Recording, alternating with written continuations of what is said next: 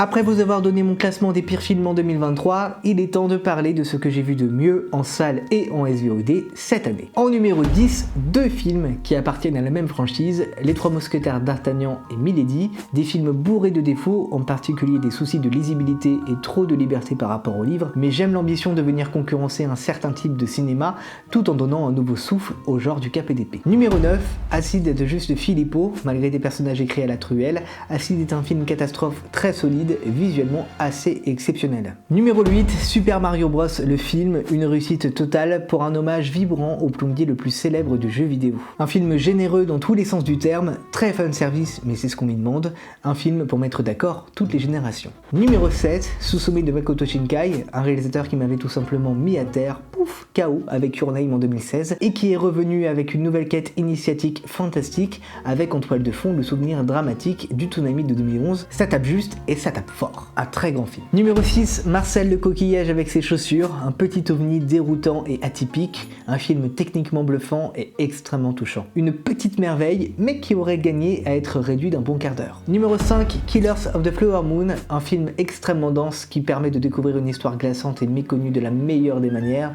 parfaitement interprété, parfaitement réalisé. Numéro 4, Wonka de Paul King, le film musical parfait pour cette fin d'année, magique, bourré d'énergie positive, à ne surtout pas manquer actuellement au cinéma. Médaille de bronze pour Yannick, une masterclass de Quentin Dupieux, tout simplement, écriture parfaite, parfaitement interprétée par Raphaël Quenard, une comédie unique en son genre. Médaille d'argent pour Oppenheimer, à ça d'être un chef-d'œuvre, un film intense, percutant, important. Le seul reproche qu'on pourrait lui faire, c'est la place donnée à la femme de Oppenheimer, qui n'est résumée qu'à son alcoolisme, alors qu'elle était elle-même scientifique. Et la médaille d'or est attribuée à Spider-Man Across the Spider-Verse, qui en plus d'être une proposition très originale et d'avoir la particularité de surprendre encore après un premier volet déjà très réussi, de nombreux films et plusieurs jeux vidéo, a une écriture vraiment extraordinaire avec certaines scènes qui m'ont littéralement fait fondre sur place. Un film qui innove en permanence et qui arrive à surpasser un premier volet déjà exceptionnel. Le meilleur film que j'ai vu cette année. Et pour toi, c'est quoi les meilleurs films de l'année au cinéma ou en SVOD?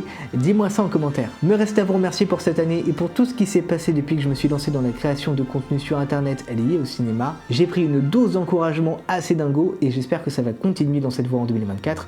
En tout cas, je vais tout faire pour. Je vous souhaite encore une fois une très belle année 2024, la santé, l'amour, la réussite, le bonheur, tout ça. Et on se retrouve très vite pour parler de cinéma. Et surtout, abonne-toi pour ne rien manquer des prochaines vidéos.